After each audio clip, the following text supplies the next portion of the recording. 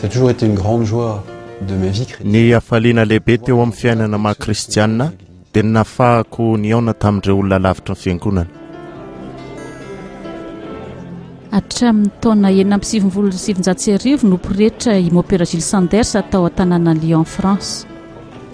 Talohan'ny asany teto amin'ny basilika ny Notre-Dame de Fourvière izy dia vicaire tao amin'ny cathédrale Masindajoany tao an-tampon-tanàna Lyon. Ce qui m'a frappé tout de suite en arrivant à la cathédrale. Ny nanaitra tamina tongavako teto amin'ny katedraly dia ny amaron'ireo tanora tonga tato nefa tsy kristianina akory izy ireo. Ça a motivé en moi. Namota atao anatiko ny faniriana anaton'azy ireo zany. Tsy ela akory dia tsikaritra fa fivezivezena amin'ny akanjo mirebareba amin'ny katedraly no fomba mora ifandraisana amin'izy ireo. J'avais lu en parallèle. Roapolo taona taloha lasa zay namakiko ny boky nosoratan'ny Frère André le Contrebandier izay nahaliana tokoa amin'ny herin'ny fampitana resaka na dia ny soratra fotsiny azy. Ny nahatongavana teo amin'ny katedraly ny Masindajoany no ela dia tsy maintsy niaona tamin'ireo Sinoa. Cathédrale Saint-Jean, j'étais amené à rencontrer des Chinois. J'étais absolument pas préparé. Tsy voamana velively momba ny Sina aho fa ry zareo Sinoa ny tonga satria nisy faniriana avy amin'izy ireo dia ny hafantatra ny finoana ka izany nirotsahako hiasa ho azy ireo. J'ai dû me mettre à leur service. Nosokafana tamin'ny septambra 2024 ny lalam-piofanana Alpha. Karazana fionana takariva miisa 10 manodidina ny sakafom-pifaliana ka hitrandrana ny fotom-pinoana kristianina. Nanaitra manokana ireo tanora Sinoa 10 no tonga niaina io fiofanana io. Ce qui fait que là j'ai été tout de suite interpellé. To navetrany ny tenako tamin'ireo Sinoa 10 enina ny nangataka tao batemy. Tamin'ny taona 2024 tonga taty ny évêque ny Sangay ary izy no nanolotra testameta vaovao tamin'ny teny Sinoa maimaimpoana ho izy tamin'ny firiny lainao dia nanonona tarehimarika tsinahy aho ary rehefa napetrako fampiasana tato am-piangonana izy ireo hitako fa ny ramaramana keo avokoa ireo Sinoa ohatran'ny liana te hafantatra amin'ny momba io boky io. Tsy kelikely dia nametraka fomba fifandraisana amin'ny teny Sinoa miaraka amin'ny testameta vaovao aho. En chinois avec à disposition les Nouveaux Testaments.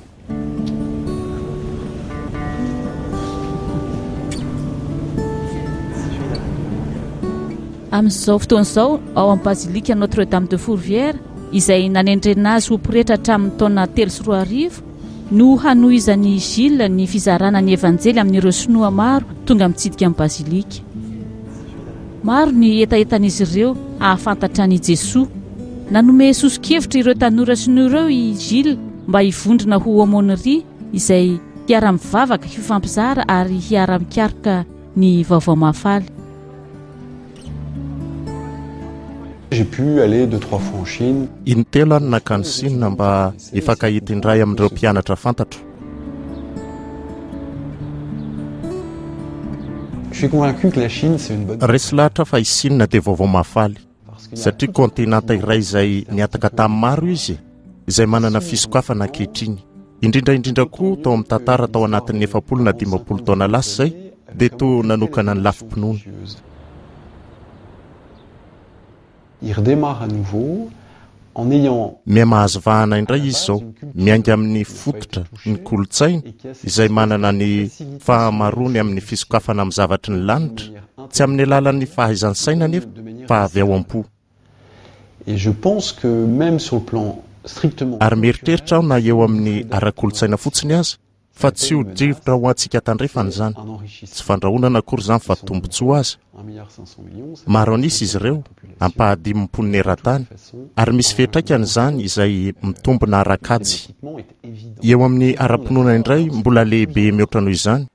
Tsy misy kolotsaina hafa noho izany misokatra sy te hahafantatra ny Kristy. Ouverte et en attente de connaître, de comprendre qui est le Christ.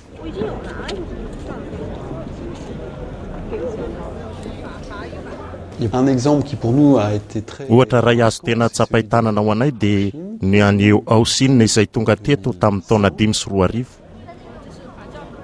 Haosin était étudiant. Niditra tao amin'ny fiangonana tao Sangay Aosina amin'ny katedralin'ny tanànany ary nahatsapa zava-dehibe ny tranga tamin'ny manokana nahitany Kristy voafantsika teo amin'ny hazo fijaliana kanefa tsy nanana olona azy ny fampizarana ny zavatra vao hitany rehefa tonga taty Fourvière izy vo afaka mifampiresaka ny zavatra ny ainany sy ny etaetany hafantatra ny Kristy. Tamin'ny alàna fifanakalozana maimaika ny fanaovako taminy ary tamin'ny adresin'ny fikambanana Alpha tany Sofia Antipolis izay nomeko azy.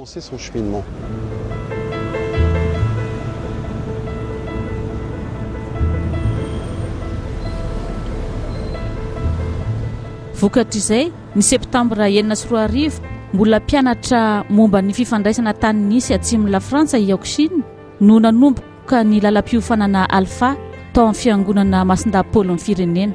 Paroisy etan'ny fikambanana communauté du chemin neuf any Sofia Antipolis. Fivondrona ny orinasa marobe avoleta any amin'ny morontsiraky Côte d'Azur.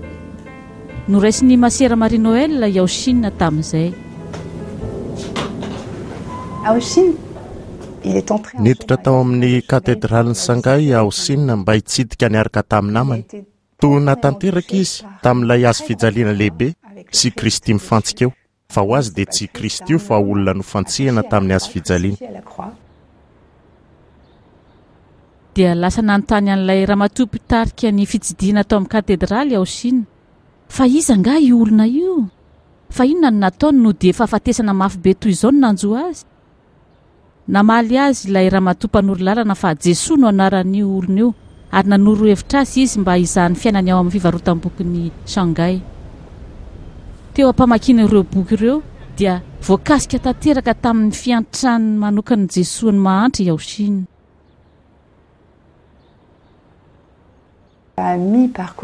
Teny avoan'ny lalam-piofanana Alpha dia nanontany izy amin'ny mahasino azy raha afaka mandray batemy satria tsy mbola nahita sino kristianina mihitsy izy. Nanontany tena koa izy raha afaka ho kristianina ny sino.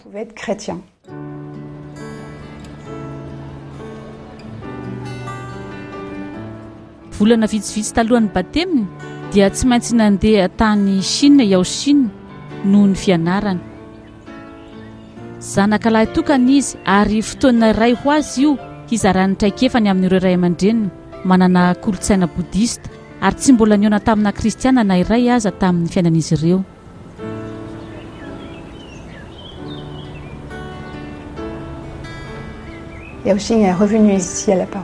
Niverina taty indray ao Chine ary natao batemy ny volana Aprily 7 sy 2 Hoy izy tamiko hoe tena zava-dehibe ho any mangataka ny batemy satria mino aho fa mila kristianina betsaka any Chine. Mila ny Jesoa Chine ary tiako ny ampihely ny afatry Jesoa any Chine.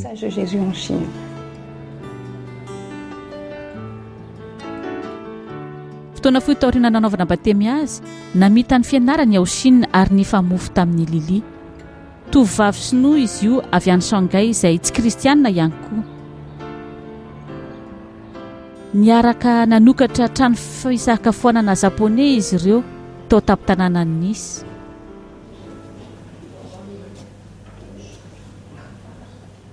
Quand je suis arrivée en France à la fin de 2000. Fony zaho tonga taty a France tamin'ny farany taona 2014 mbola tsy nahalala ny inona momban'Andriamanitra aho. Tsy mbola nisy kristianina na iray aza tao amin'ny fianakaviako.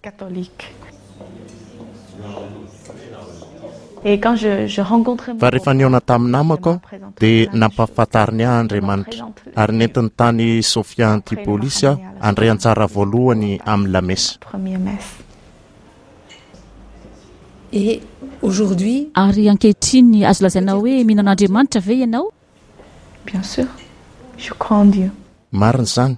Mino an'Andriamanitra amin'izao fotoana izao. Saingy tamin'ny fotoana nahalasana ny namako no ninoko tamin'izy maty. Niaran-dozy ao Chine tao amin'ny trano fisakafoanana io ny 20 Aogositra 2009.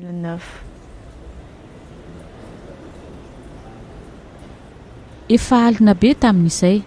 Rehefa vita ny lahasan'izy sy Lili tao amin'ny trano fisakafoanana, maty voatsatokantsy tampoka ao Chine, maty novonoin'ny mpiasany taloha mpahandro sakafo.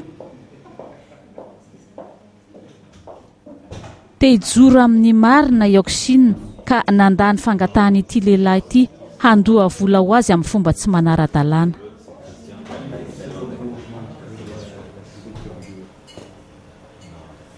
En ce moment-là, j'ai perdu nanomboka teo dia very tamika daholo ny zavatra rehetra fa tairana mafy ahy ny lozy iny.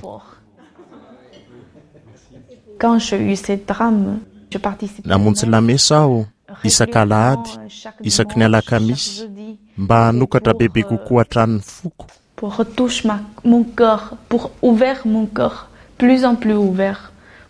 Andraisana ny fitiavana avy amin'ny tompo sy ny fitiavana avy amin'ireo mpiara-mivavaka fa fifampizarana izany. On partage.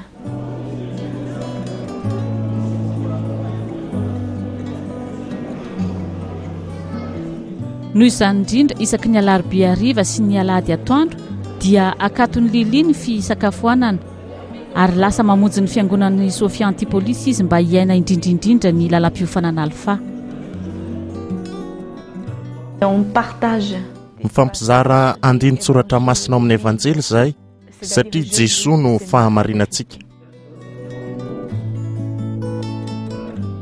J'ai pas encore demandé le baptême. Zaho mbola tsy nangataka atao batemy fa niriko zany fa alohan'ny angataka amin'ny batemy dia tiako aloha ny hamaky ny evanjely satria mbola manana fanontaniana maro aho.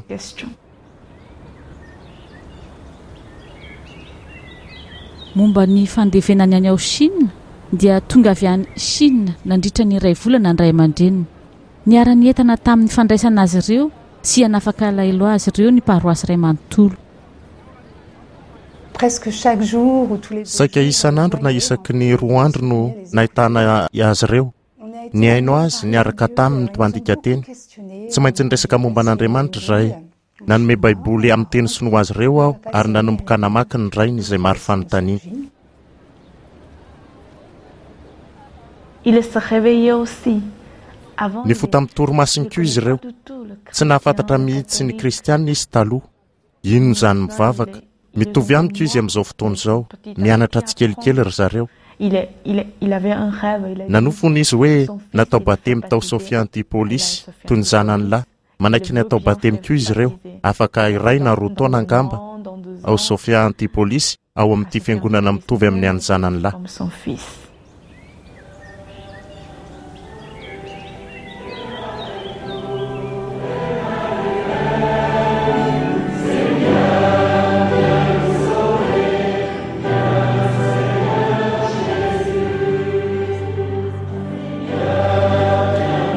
Maro ny fiovam-piainana ohatran'ny any Lilisy ireo ray aman-dreniny Aoksiny ao amin'ny paroasy Masindapoly ny firenena izay iadidian'ny communauté du chemin neuf.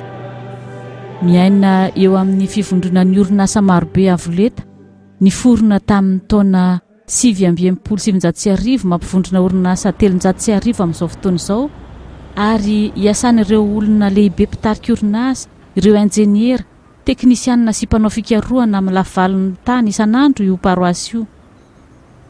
Olona ny totaly 7,4 alina. Le fondement de cette paroisse, ny fototry paroasy io dia ny fitsanganan'i Jesosy tamin'ny maty aloha. Ny fahatokisana fa velon'i Jesosy ankehitriny ary mikasika ny fiainana izy. Ary eo andanin'izany io Jesosy nitsangana tamin'ny maty io koa ny aina ny lalany azy fijaliana. Et je suis aussi très touché de voir comment ary tena manohina ny mahita ireo olona maratra teo amin'ny tantarany tokantranony, ny asany, teo amin'ny tantarany fianakaviany na ny fiainany manokana. Nisy fotoana iray izay nanekeny hokitiany Jesosy par Jésus qui lui-même a été blessé.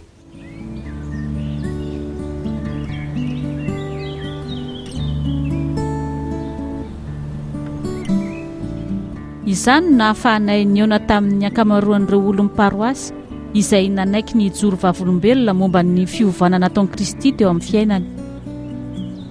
Toy ny ainan'i Isabelle ohatra, mpitovo, miasa ao amin'ny fivondronana orinasa marobe avoleta io izy, mpanolotsaina amin'ny serasera. Il y a 2 ans, tout a changé dans ma vie. Roa taona lasa izay niova avokoa ny zavadrehetra teo amin'ny fiainako. Lehibe n'orinasa aho, tanora teo amin'ny 30 taona ny lofo hatrany ary nioropaka tamin'ny mpahasiahana nanohitra ny fiangonana dia tena naomy tokoa aho teo amin'ny asako. orinasa miandraikitra fanadiadiana eo amin'ny fiarahamonina mampiasa olona 7 ny anay ary tena mandeha tsara tokoa izany. Indray andro anefa may ny trano fiasanay, ny solosaina rehetra ary ireo atota taratasy miraikitra ny asanay ihany koa. Ary teo dia nivarahotsana tanteraka ao dia nahazo mailaka hanatrika ilay hoe alfahiny aho ary hoy aho hoe vahinona koa ary ty zavatra hafahafa ity, rehetra no manoratra amiko, tsy misy dika mihitsy izany. Mbola tsy nahita toy izany mihitsy ilay mpiray antoka amiko, tsy azoko ny haiko, tsy nahatokony inona intsony aho ary nanao hoe zava-poana ny fiainako, misy tsy ampy ato amiko nefa tsy fantatro hoe inona izany. Dia lasa namonjy ny fiofanana alfa fahatelo aho teo amin'ilay dingana manao hoe nahoana Jesosy no maty, nefa lasa fahazavan'ny herinandroko ireny adiny 2 isaky ny alarobia arivo ireny. Ma lumière de la semaine. Et donc c'était il y a 2 ans. Roa taona lasa izay nanao ankitsi-po ny dingan'ny batemy amin'ny fanahy masina aho. Voalona tao anatin'ny fitiavan'i Kristy aho. Par l'amour du Christ. Voilà, avec mon associé. Niaraka tamin'ilay mpiray antoka amiko protestante nanorina orinasa indray izahay. Et je suis partie. Ary tamin'io fotoan'io aho dia lasa namonjy fiofanana momba ny fampiarana fahefana eo ambanin'ny fahazavan'ny tenin'Andriamanitra mba hanilo lalana ahy amin'ny fomba fijeriny ny fahefana. Ahoana ny fampiarana ny fahefana amin'ny fomba hoe mahalala ny mety soiombonana, mahafantatra fa ny fahefana dia fanasoavana ny hafa. Service d'autrui. Aujourd'hui, amin'izao fotoana izao dia tsy afaka intsony aho manohy ny asako taloha. Tena niaina ny fitsanganana velona marina aho amin'ny fampiatoana ny mitsara fahatany, ny minimanitsakizaka ireo olona tsy mahavita ny zavatra eriko, mampiaina ahy amin'ny mpanetretena sy fahatsoram-pohatraniny amin'ny asako i Kristy.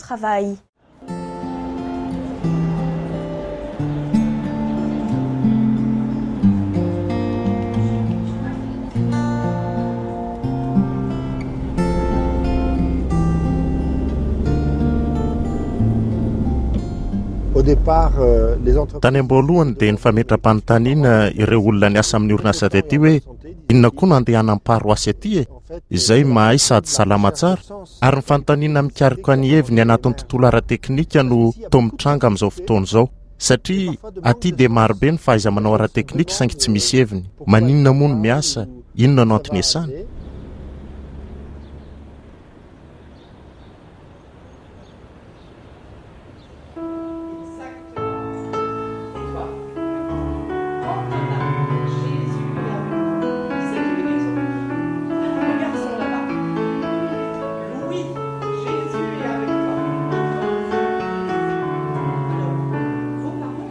J'ai trouvé au travers de cette paroisse des gens. Hitako tao amin'io paroasy io ireo olona izay afahako mizara ny tebiteby nefa tsy mitsara amin'izay heveriko ho sotoavina. I Emmanuel dia miasa ao amin'ilay fivondrona ny orinasa marobe avoleta, injeniera miasa amin'ny tambajotra ny solosaina, manambady an'i Delphine, 2 ny zanak'izy ireo, mahafatrapo ao amin'ny paroasy izy ireo hatramin'ny 4 Moi, il m'est arrivé de me poser des questions. Ndray maka tamin'ny 4 maraina aho no nisy fanontaniana nitikitika ka nanokatra ny solosainako sy nandefa afatra amin'ny Jean Hubert hoe misy zavatra tsy azoko dia namaly azy Jean Hubert manoa ity misy boky atolotro ovakinao. Voilà la réponse que je peux te faire et voici le document que je te propose de lire. Et cette lecture de document. Ary ny famakiko ireo boky ireo no nanova tadidiko tsara indray arivo zay avy namaky boky momba ny fanahy masina izay nalefa taty amiko. Novakiko boky io kanefa tsy maintsy mbola apidina fiarako ao satria sarotsarotra ihany ny toerana nametrahako azy. Teo am-piakarana amin'ny fiara tsy fantatro hoe nahoana nanjary mivavaka ho an'ilay mpifanolo-body rindrina aminay aho, olona nanana iady amin'ny fitsarana. Dia nanjary mivavaka ho azy aho sady nigogogogo ny tomany. À pleurer comme une madeleine, mais pourquoi je sais pas.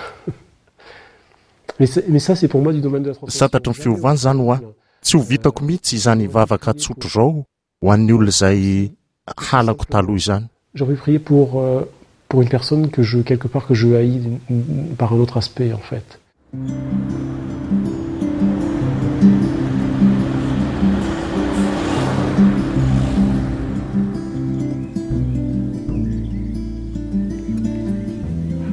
Je m'appelle Tiffany, j'ai 13 ans. Tiffany no anarako.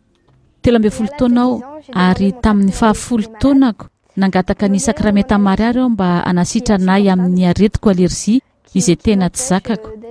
Tsy namela hitovy amin'ny hafa izany dia nangataka tamin'ny fanahin'Andriamanitra aho mba hanesitra izany tamiko.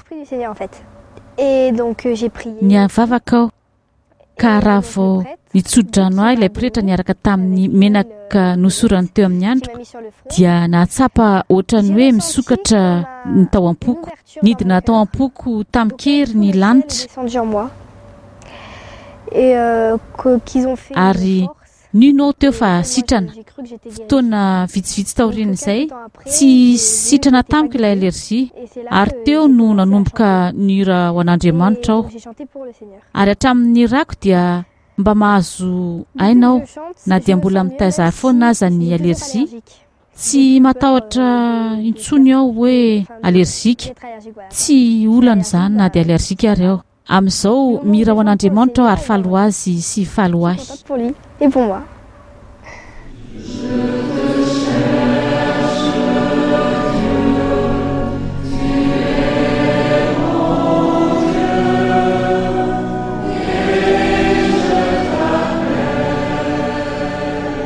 Cette bonne nouvelle pour moi, c'est que la rencontre. Io vaovao mahafaly io a dia ny fiaonana manokana amin'i Jesoa izay izaho tao ao anivon'ny paroasy. Velony Jesoa amin'izao fotoana izao.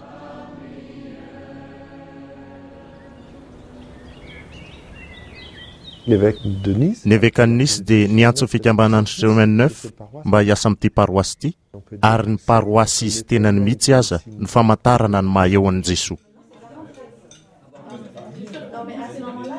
Ankehitriny 20 heures zareo no miara-miaina sady mpikamban'ny fikambanana Chemin Neuf ao amin'ny faritry Sofia Antipolis, miandahy, miambavy, pretra, mpitokantena no amasinina ary koa fianakaviana. Ny safidy ny hiara iasa ho an'ny fiangonana izy ireo, ho an'ny paroasy, manaradian'i Kristy mahantra sy manetry tena.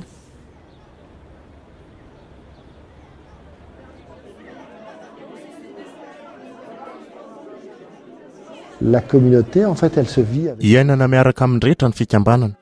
Tsy misy hoe ny sasany voantso amin'ny fiainan'ny fikambanana ary ny hafa amin'ny fiainan'ny paroasy, fa voantso daholo ny rehetra hanangana fiainan'ny fikambanana ary io fiainana io no manome tsiro ny fiainana maha-kristianina sy ny tsiro amin'ny faniriana izara izany. Ils disent viens et vois.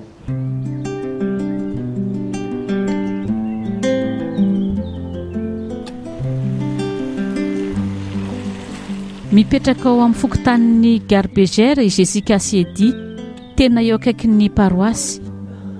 Samy miasa ao amin'ilay fivondronan'orinasa marobe avolentany Sofia Antipolis izy ireo.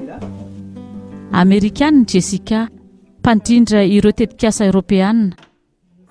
Teratany Ivoiriana kosa i Edy, mpikarika amin'ny matematika fampiarana. J'ai jamais grandi.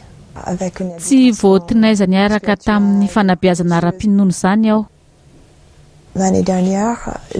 Ary tamin'ny heritaona dia nanana faniriana aho ny hianatra sombitsombony amin'ny fiainan'i Jesoa Kristy.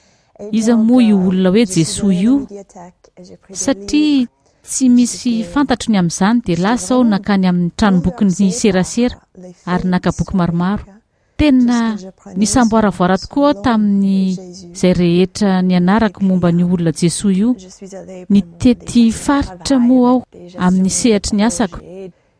Ka indray alina tao amin'ny efitranoko tao amin'ny hotely, nanana traikefa tena nivaivay aho fa niona. Tsy hoe fantatro hoe inona izany tamin'izany fotoana izany fa niteny indrery aho hoe mety ho Jesoa. Nefa niona tamina hazavana lehibe mahateo ty aho. Tsy misy teny ahafahana hoe mamaritra ny zavatra niainako tamin'io indray alina io fitiavana tsy mba fahita ety an-tany mihitsy. Teo vao fantatro fa kay tianao ary tonga hatramin'ny fahavononako ny andaon'ny zavatra rehetra ny fahatsapany izany.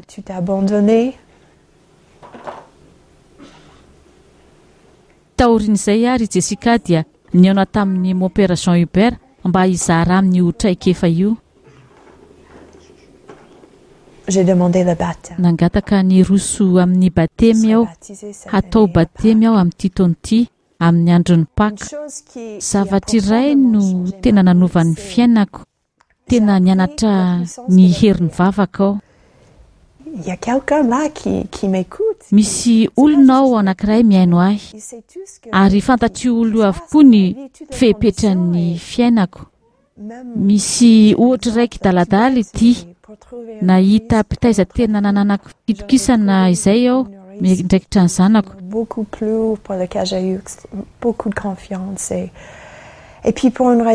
Nefa noho ny antony samihafa voatery ny teny taminy aho hoe aleo mitady olona hafa ianao fa tsy afaka hitazona anao izahay noho ny antony ara-bola.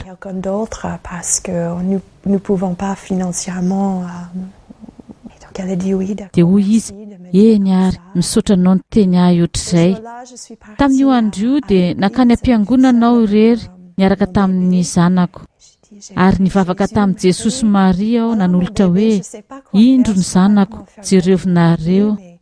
Tsy fantatro hoe ahoana ny fomba hiandrasana azy, kanefa mahatoky anareo aho hoe. Ary iray volana tateorinan'izay, ilay mpitaiza taloha ihany no niantso ahy dia nitainy tamiko izy. Tena voakasiky ny hafanana avy ao amin'ny fianakavianareo aho ka nanapa-kevitra fa na dia tsy mifanaraka amiko aza ny ara-bola, tiako ny miara-miasa aminareo.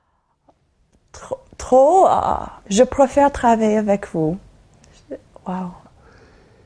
C'est un exemple. Manana ohatra anarivony toy izany aho fa iray ihany iny.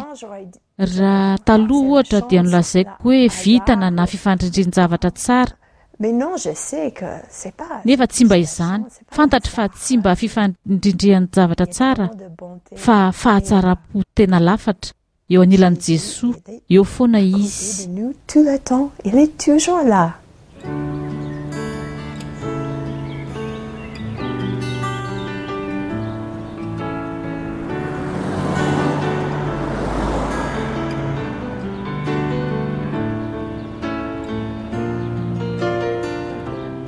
Amin'ity volan'ity hivavaka isika ho an'ireo rehetra miasa ao amin'ny fivondronan'ny orinasa marobe aviletany Ante Sofia Antipolis, ho an'ny ministerany Mopera Zelisander, ho an'ireo rehetra miasa to azy mba hitoren'i Kristy amin'ny rahalantsika sinoa manerana an'izao tontolo izao, fa indrindra ny siny.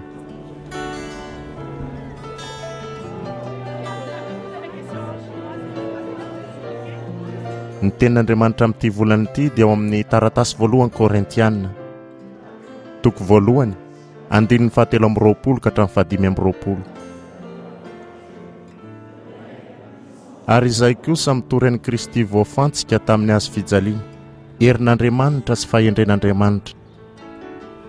Fa izay toa fahadalan'Andriamanitra dia endry noho ny fahendren'olombelona, ary izay toa fahalemen'Andriamanitra dia mahery noho ny herin'olombelona.